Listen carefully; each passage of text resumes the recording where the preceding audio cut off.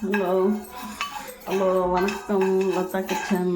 இன்றைக்கி காலையில் உளுந்தங்கஞ்சி வைக்கலான்னு உளுந்து வறுக்கிறேன். ஒரு கிளாஸ் ஒரு 100 உளுந்து போட்டு வறுக்கிறேன். வறுத்துனுக்கிறேன். ஒரு டீஸ்பூன் பச்சை அரிசி போட்டுக்கிறேன். இந்த உளுந்து கூட பச்சை அரிசி ஒரு டீஸ்பூன். நல்லா சிம்பிளே வச்சு வறுக்கணும்.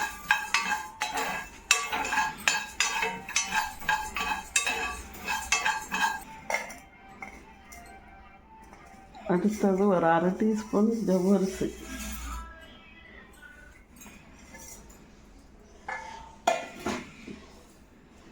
ஒரு 7 பாதாம்,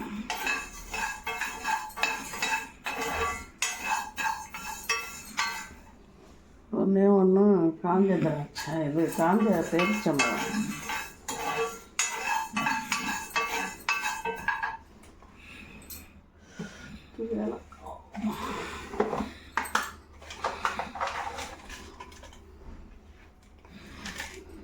ஒரு 2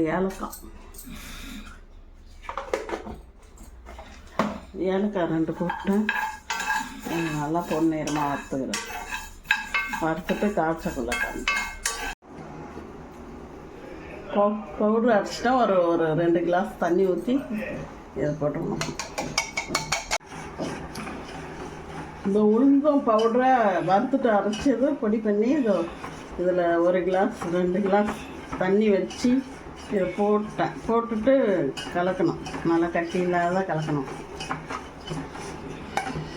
நல்லா கலக்கணும்னா அது நல்லா வெந்து வந்துடும்.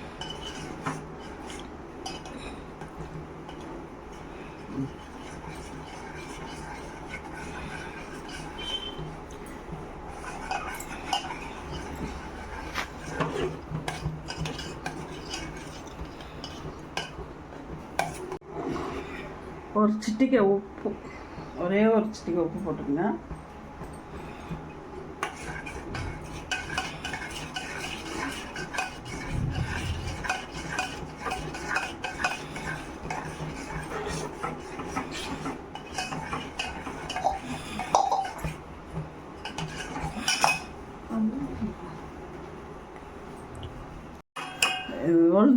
உளுந்த கஞ்சியில் ரெடி ஆகிடுச்சு.